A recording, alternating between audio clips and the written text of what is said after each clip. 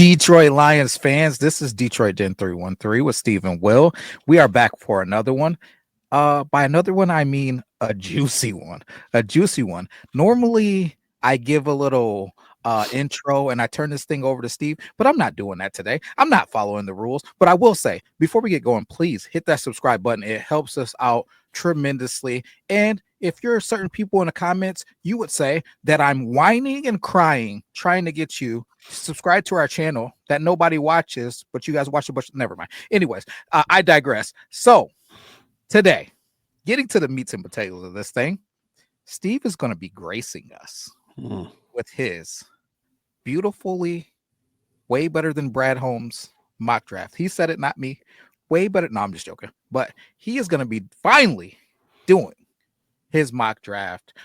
I am excited for it. I cannot wait. I'll try not to give him too hard of a time, but I am on the edge of my seat. So I'm just going to sit back and kind of be like I don't know. I'm a spectator today, and I'm going to enjoy it. So, Steve, the floor is yours. Mock draft time. Do you have any words before you grace us with your mock draft? On the other side of fear comes a great opportunity and a great chance for success. All right. Well, but with that being said, I don't have fear when it comes to this mock draft. I am most confident that this is one of my out of all the years we've been podcasting. I'll say this. I think this is my favorite mock draft that I've ever done. And if Brad Holmes gets 3 out of 4 of these guys, I will be over the moon happy, Will. So I went into this draft with the mindset of, what's my mindset been all year, Will? What's it been? I mean, I'll let you answer it. What's the mindset for Steve Perkins this whole year? Trench warfare. Trench warfare. And I think I'm a little bit justified, and this is perfect timing, with Dan Campbell coming out today and saying that the Detroit Lions don't expect to see Alim McNeill in training camp.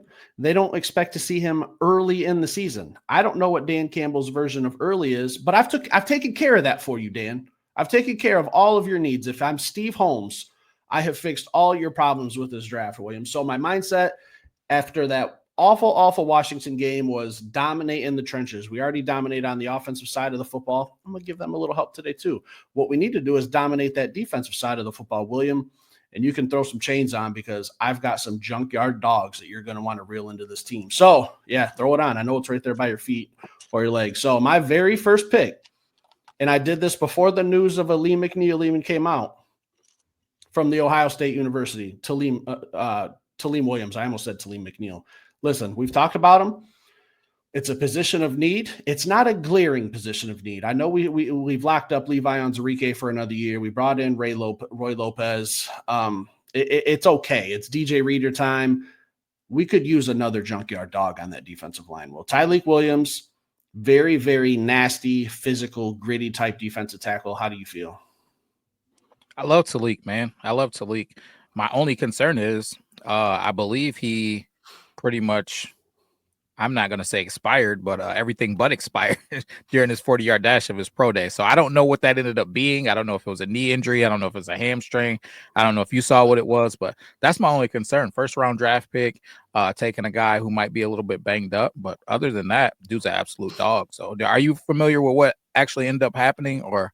All I know is when he was running his 40-yard dash, he was running it so fast that I think his hamstring kind of just a little tightened up. I don't think it was anything catastrophic. If it was, he wouldn't be on my board, but I'm going under the assumption, I haven't heard any official news, that it's just a little hammy problem. So he was probably on track to run like a 4.5, and he said, I got to slow this thing down before I become the number 1 overall pick. Like, I'm trying to fall in Steve's mock draft to pick 28 to the Detroit Lions so that I can play next to a Michigan man, Aiden Hutchinson, and learn the ins and outs of this game. And then when Alim McNeill comes back, me and him are just going to be the duo that everyone fears, and DJ Reader's just going to cycle through that defense, Will. So that injury was planned. It's just a little boo-boo. He just didn't want to be drafted too high by a bad team. He's ready to win. He's ready to win right now. As you can see, Rose Bowl champion, so he's ready to win a Super Bowl next. National champion as well, so he's ready to get that big trophy, Will. He's ready to get that Lombardi. Understand, Steve is behind the scenes Buckeye fan. I got it. I understand. Never. Absolutely never. But the rivalry's dead. After college football season's over, you come to my Detroit Lions, help us win a Super Bowl. It's nothing but love. Next, Will, pick 60. I don't think we've talked about Mr. Kyle Kennard enough, if at all. I think we've mentioned his name. We've kind of glanced over it, but I did some homework today. All right. Mr. Kyle Kennard at pick 60 would absolutely be a steal. Former Georgia Tech, so we got a little connection there with Megatron. You know, he's probably in his ear saying, "Hey, man, don't worry. I'm going to be talking to Brad Holmes. I'm going to get you drafted by these Detroit Lions at pick 60. Go ahead, transfer for one season. You know, fly it under the radar a little bit. Very, very high in the SEC when it came to sacks, 11 and a half. And Kelvin Johnson's just in Brad Holmes' ear saying, "Hey, look, man, this is a Georgia Tech Yellow Jacket. You got to go ahead and bring him in." How do you feel about Mr. Kennard? I know he's someone you've mentioned before.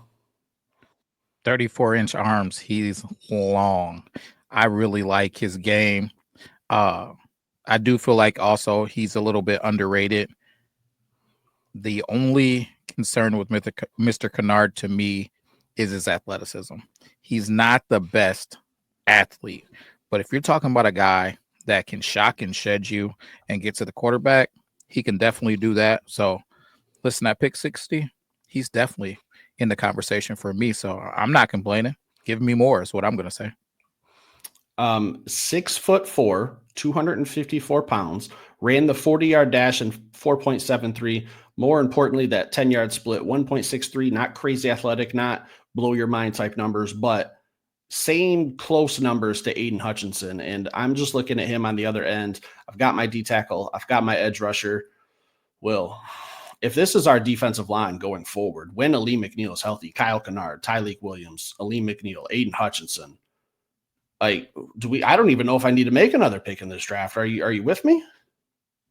We'll see. Let's see how this thing comes together. Will's playing it close to the vest. He's already writing out, those TPs trying to give me an A. You write two lines and then a little line in between. Well, that's how you give this an A+ draft. But moving on, third pick. Listen, we talked about JMO quite a bit. We've talked about JMO the last two episodes. What did I say earlier this morning? I said, if you think that JMO is going to be in that range of 20 to 25 million in a couple of years after the extension, it might be time to go out and get some insurance just in case, so that if he has to leave and we don't want to pay him that 20 to 25 million, we got another guy just waiting in the wings, and that's wide receiver Savion Williams from TCU. William, round 3, a 6'4" wide receiver. Not crazy production, but that TCU offense isn't exactly letting the world on fire. But I like everything about Savion Williams. He's a big X-body receiver. We could talk about him maybe playing Jameson Williams' role, at the very least Tim Patrick's role, being his size. I think he's a guy you can at least get on the field. I'm in the third round, and I'm getting guys that I can at least get on the football field still. How do you feel about Savion Williams? He'd be an X. I can see him as an X. He compete with Tim Patrick. Obviously it's third round, so it's not going to be a guy that I'm absolutely pounding the table and in love with. He's got some things that he could develop, but he's definitely a piece that I would be interested in. So, yeah. Want me to share? This guy. Want me to share a little secret with you? Talk to me. My mindset going into this third round was, is Kyle Williams going to be available? And I stopped the draft and it was my pick. I went back and looked. Kyle Williams went one pick in front of the Detroit Lions, William. One pick. That's crazy. But for me, it wasn't that big of a deal because Savion Williams was there. So he's probably he's definitely in my top 10 wide receivers in this draft. Now, I don't have them all written out and ranked in order, but Savion Williams, 6'4", they just don't grow on trees, William. But let's get back to those trenches with that fourth pick, William, because I'm going with Antoine Paul Ryland. Is there a guy that has more production than him? Yeah, there's a couple by the names of Mike Green and Donovan Ezaraku. Let me look at his numbers real quick. Oh, just 16 sacks, just 6'3", 250 pounds. At the combine, that's his official weight, so we don't have to worry about those numbers being fluffed. 4.69 40-yard dash, 1.64 10-yard split, a vertical jump of 36.5, and a broad jump of 10.4. William, I don't think these type of players will be available in the fourth round, but how do you feel about Antoine? Because I know you at one point you were very high on him. Is he still one of your guys? Listen, out of all the picks that you've drafted so far, they've all been home runs, I know. This is the pick that makes me smile from ear to ear. This pick is phenomenal. I couldn't say enough great things about this pick. If he was there in the fourth round and we got him, I would be over the moon.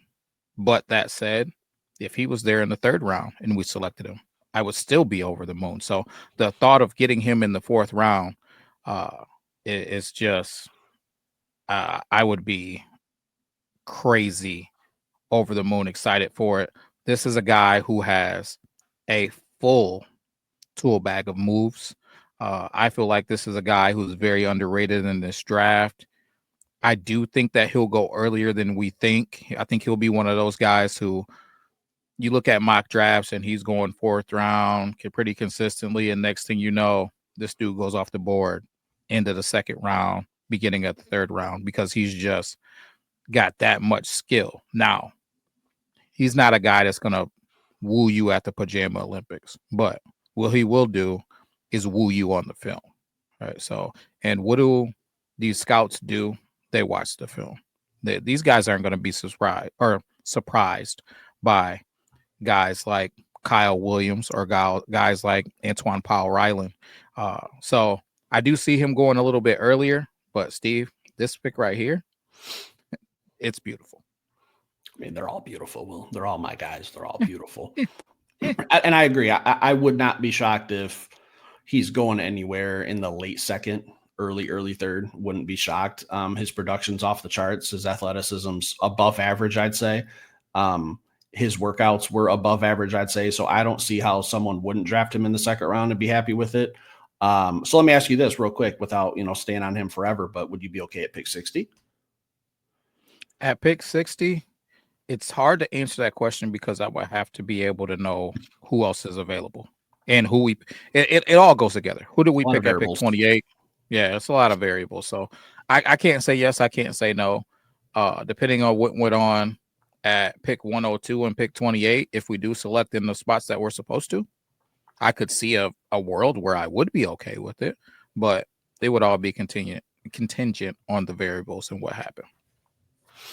Well, what I've done in these first 4 rounds is added depth to your defensive line and an offensive playmaker. Now, getting a little late in the draft, it's time to address some possible future needs, some things that the Detroit Lions might need within the next year, maybe 2 years. So I got a monstrous left tackle, right tackle, whatever you want to do. If Taylor Decker decides, I know he's getting a little old. He's not the same Taylor Decker he was when he first came out of the league. There's been some issues there where a couple games not exactly looking like the old Taylor Decker. Maybe if there's a situation where we have to move Penei Sewell over to left eventually in the future, I don't know if that's in the cards or even being discussed in the organization, but Dalton Cooper out of Oklahoma State. We've done pretty good drafting kids out of Oklahoma State. He's just an average guy, 6'7", 315, 320 pounds. I'm pretty sure I saw his workout videos, and he was just, a big old country boy just blocking cattle in the farm. Well, he's just like a Brock Lesnar type. I'm going to go work out in the barn type guy. Not the most polished, not the most athletic, not the most seasoned offensive tackle, but I do see a lot of potential. I do see some talent. And I think if you let Hank Fraley get his hands on him with a little coaching from Penei Sewell, a little bit of footwork technique stuff from Penei, Hank, and a little sprinkled in from Taylor Decker, I think Dalton Cooper in this pick could be your starting left tackle of the future. Now, I don't love drafting offensive linemen. Sometimes you just got to do what you don't love. It's an ugly pick, but sometimes those are the best ones for the future. How do you feel about the offensive line in general and Dalton Cooper? I'll be honest, man. I like his size, but I don't get on here and lie. I haven't did a deep dive on him, so I don't want to give a true assessment of him. I do love his size. I have breezed by him in conversation. I think you've mentioned him before, but until I do a deep dive, I don't want to give a true assessment. But his size is intriguing for sure. 6'7" kids from Oklahoma don't pop up out of nowhere. Well, Barry Sanders, Malcolm Rodriguez, Dalton Cooper, 3 of the greatest people to ever play for the Oklahoma State Cowboys in the history of football. So just keep that in mind as well. Next, I'm going to talk about Thurman Thomas. Just F Thurman Thomas. Just wasn't a Detroit Lion. Don't care about him. Don't care about Thurman Thomas. If you're not a Detroit Lion, I don't give a shit about you. I don't care where you went to school. I don't care where you played in the NFL. Detroit Lions or die, baby. That's how I am. But here we finally got a guy that I think you had in your last mock draft. I had in my first one. I just think that the value at this pick, North Carolina guard Willie Lampkin. We talked about him. I think for our second to last pick, was that like pick the 6th round pick or something like that? He's a little undersized. He's only like 5'10", 5'11". If you throw that out, if you throw out measurables and just look at his film, he's impressive. So with the addition of re-signing Coyote Awosika, losing old boy to the Titans, Kevin Zeitler, Moving Christian Mahogany to guard. Do we still need another guard? I think Willie Lampkin would be a nice gamble. I don't want to use the word project, but he's obviously not someone who's going to get on the field day one. But I think he can come into training camp and we can at least see what he's got. That would be my expectations for him. But I don't love that he's 5'10", 5'11", only like 260 pounds, but he's got good technique. He doesn't let people get above his pads or below his pads. So I like what he does. Just I'm not in love with the size. Will, how do you feel about Willie? I know you had him in your draft as well. Yeah, he's a guy that was, I think he beefed up to either 300 or just under 300 pounds for the combine. He's a guy that when you watch him on film, the dude can freaking play football. He just shouldn't be able to. He's one of those guys when he stands with the lineman, you're like, hey, buddy, you're why is a running back in here? Yeah, you're in the wrong spot. You're in the wrong spot. But then you see him on film and you're like, oh, okay, he's actually where he's supposed to be. So I like him. He is a guy that I have gotten an opportunity to do a deep dive on. I think the dude has given up 1 sack for his whole career or something like that. The dude just plays solid football and he's versatile. Getting a guy like that in there to compete, I think would be awesome. If you listen to Coach Campbell talk about these guys and talk about what he's going to be doing moving forward with the reserve offensive lineman, it's going to be another situation similar to what Brad said. It's going to be a bloodbath. He's looking for guys to get in there and compete.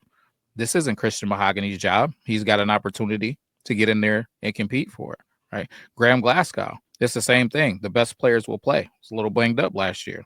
He's going to have to get in there and compete. Manu,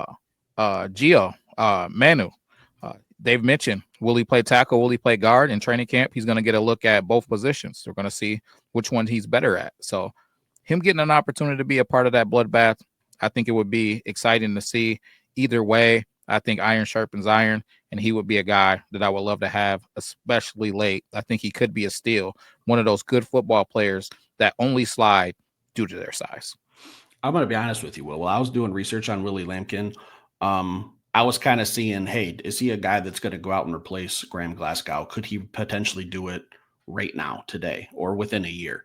And I was looking up the size. I did not realize that Graham Glasgow was 6'6". I thought he was a little shorter and a little bit more stout, kind of like Willie, but we're talking like 8 inches here. So shame on me for not knowing that. But I really just, when you look at Graham, from the stands, I don't see like 6'6". So I was a little bit surprised and taken back by that. So I was just kind of diving in, looking to see like, is there a lot of physical characteristics between him and Graham that are similar? But man, I didn't realize Graham was just built like a brick shit house. I thought he was a shorter, more stout type of player, but hey, he's getting old. So I don't know. I don't know what his future holds. I know he was kind of getting roughed up toward the end of the season too. I don't know what kind of bumps and bruises he was trying to nurse late in the season, but we got to get some offensive line help for the future. So I got a left tackle, right tackle, whatever you want to call Dalton Cooper, and a backup guard. So final pick of the draft, Will. This is where it's not very sexy. It's not my favorite pick, not my favorite pick in this draft, but I can see him possibly making the team, and that's Robert Longbeam. Not the best picture, a little pixelated there.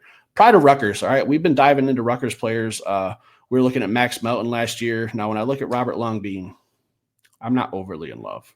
I see a special team player at best trying to find where he's going to fit with the Detroit Lions. Our safety room is, or our secondary room, geez, if I could talk, our secondary room is pretty damn good. I really like what we have at corner, safeties. You know, we have the 2 best safeties in the NFL. What's going to happen with Ennis Rakestraw? Who's going to be playing nickel? I'm just looking for Robert to come in and compete and just see what he can do, and at the very least play special teams. How do you feel? Listen, he's another one, man. I tell you, I don't get on here and tell fibs. I haven't did a dive on him yet. So now that you have him in your mock draft, I'll do a dive on him and see how I feel about him. But I don't know much about him. So I'll throw this up. This was my official mock draft. As you can see, no trades. All the guys that I've drafted fell in the spots where the Detroit Lions were drafting. I don't know, Will. I'm done. I'm going to sit back. I'm going to let you critique me. You don't have to be nice. I have thick skin. I can take it. Fire away. What do you got for me? Just give me some feedback. All right, let me get in here to our arts and crafts here, and let me take a look at this so I can really talk through it. Now, as I go through this thing, Talik is another one. Or again, him having the injury, selecting him at pick 28.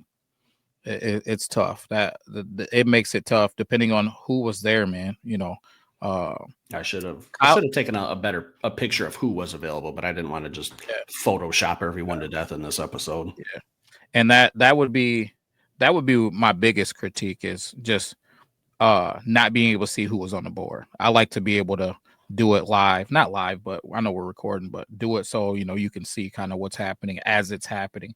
But as I look at people and I don't know who was on the board, the guy who stands out to me is Antoine Powell-Ryland.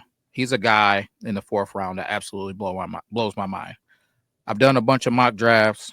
I've just like as you have, I've critiqued all of these players.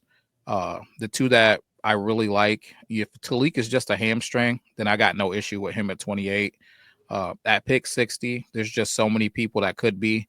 Was there a Josiah Stewart available? Was there a Jordan Birch? I do remember him being there. Yeah, was there a Jordan Birch available? It's just, was there Princely? Was he on the board? Was your boy JTT? Was he on the board? It's just those are the questions that I would have, because those are probably all guys that I would probably want over Kyle Kennard. But do I think he's a horrible player? No. But you got a thought process for this mock draft, and sorry to be killing you guys. I'm just trying to keep it in my mind who was selected. But you have a theme to your draft, and it is trench warfare. My theme is freak athletes. I'm not seeing a bunch of crazy freak show athletes. Even Savion, he's 6'4", but I don't see him as a freak athlete, and I don't know if he's better than Tim Patrick, to be honest. So that would be my challenge to him. Like, is he going to be able to come in and compete with Tim Patrick? I don't know that he has the ability to be able to play in the slot at the NFL level. So where will he find the field? I do think Talik will be an impact player. Antoine Powell-Ryland, impact player. The guard, I don't know much about, but I like the guys. Willie Lampkin, I told you, Dylan Fairchild. There's a lot of guys. Were they available? Where were they at? My man from Sacramento State, Slater, I believe. There's just a lot. There's a lot of guys who I like. So I have to be really looking at it to give you a true critique of who was there. Now, if certain players weren't there, and these are the guys that we got, would I be like, are these horrible players? I don't think they're horrible players by any means. There's just some guys that I like in comparison to some of them. But reflection on this draft, if you're telling me that I leave this thing with Talik Williams and Antoine Powell-Ryland and Honolulu Blue, I'm excited about that. Bottom line, like, I'm excited about that. And I think, hey, adding if we gotta lose DJ Reader in the offseason, and now I'm gonna be looking at Aleem McNeil and Talik Williams and Antoine Powell-Ryland and Aiden Hutchinson, I think that's a doggone good defensive line, if I do say so myself. I would like to see a linebacker in that group, or a guy who could compete at the linebacker position. Like a hybrid, a guy who could drop back. Is that something Antoine Powell-Ryland can do? Maybe. I don't know if that was your thought process on that one. Maybe. And then I would have liked to see one of those nickel style safety styles a little bit earlier. I know you had my man for Rutgers late, but I think there's some guys out there that could maybe the Malachi Moores of the world. Some guys out there that could compete at that position. But all in all, man, I'd say I give it a B. I knew you were going to give me a better grade than what I gave you, Will. I just knew that coming. I knew that when I opened my eyes this morning and I rolled out of bed. I said, mock draft today. I know Will's not going to give me a better grade than what I got him, but I'll tell you a little bit more about B. What's wrong with B? Listen, I'm an A+ student. Okay, I don't settle for B's. B's are average. All right, I'm an above average student when it comes to mock. C's are average. Well, I'm well above that. I'll say this. I'll pull back the curtain a little bit and give you a little inside scoop that I don't give most people, but I'll give it to you and the people watching the show. When I took Talik Williams, my mindset is I'm going with a defensive tackle I like or a defensive end I like. Now, I can't remember exactly who was there either, but I think I obviously had Talik Williams as, out of those two positions, I like Talik the most. And I knew that second pick was going to be whatever edge I liked the most. And it was, I think Kyle Kennard was there for sure, obviously. And I'll tell you this, JT Tuamalo was there. And I said to myself, there's no way I could take 2 Buckeyes in this draft. Will, like, I'm a reasonable man, but I just like I do have some boundaries. I can't just draft the whole Ohio State football team and be happy with myself. So that was another thing. And when I was when you did your mock draft, I was critiquing and I said it's hard to not kick some can down the road. What's it going to be? Is it going to be wide receiver? Is it going to be offensive line? Is it going to be linebacker? So about halfway through this draft, I was starting to think, I'm probably going to have to kick the can down the road on linebacker and address that next free agency or next draft next year. So I'm going to shore up my offensive line. I think that's more important with Jared Goff being my quarterback. So I'm going to take a left tackle who I don't think is a project, but just needs a year of coaching up. And I'm going to take an offensive guard who's a little undersized, but has good film. So I had to kick that can down the road on the linebacker to keep my offensive line, just keep that machine churning and churning and churning going forward while Jared Goff's a quarterback, because we know what Jared is. He's not mobile. He's not going to extend plays. As much as we hate Ben Johnson and the comments he made about him not being a mobile quarterback, he's right. Like, he's a pocket passer. So I have to keep that offensive line in the best possible condition that I can. So I had to kick the can down the road on the linebacking position. Safety, corner, nickel, I think we're pretty set there for at least 1 year. If Ennis Rakestraw is the guy we think we're going to have, and his second season is even just average, I think we can trial by fire with Ennis Rakestraw if he wins that nickel spot. And if he doesn't, there's still some other guys in there that could jump in. So that was another thought going into this draft. We're pretty deep at corner, pretty deep at safety. I don't know if I really, really, truly need to address that right now today. I get it, man. I get it. And hey, I'm not going to challenge it. It's sound. It's sound. You got a thought process behind it. I think the team did get better. Let's see what the people think. Yeah. Bottom line. Anything else tonight? I would say this.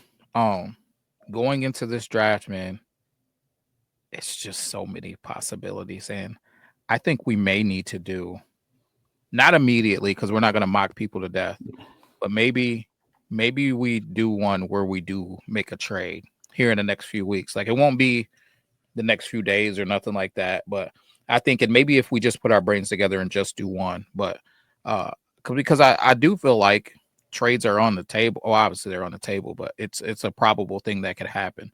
Brad mentioned it in his interview, talking about trading back and trading up. So if it makes sense, which I do think it makes sense, I think a trade is a probable situation. So I don't know. Maybe we do that, man. Put it in the comments if you would like to see us do a mock draft where trades are available.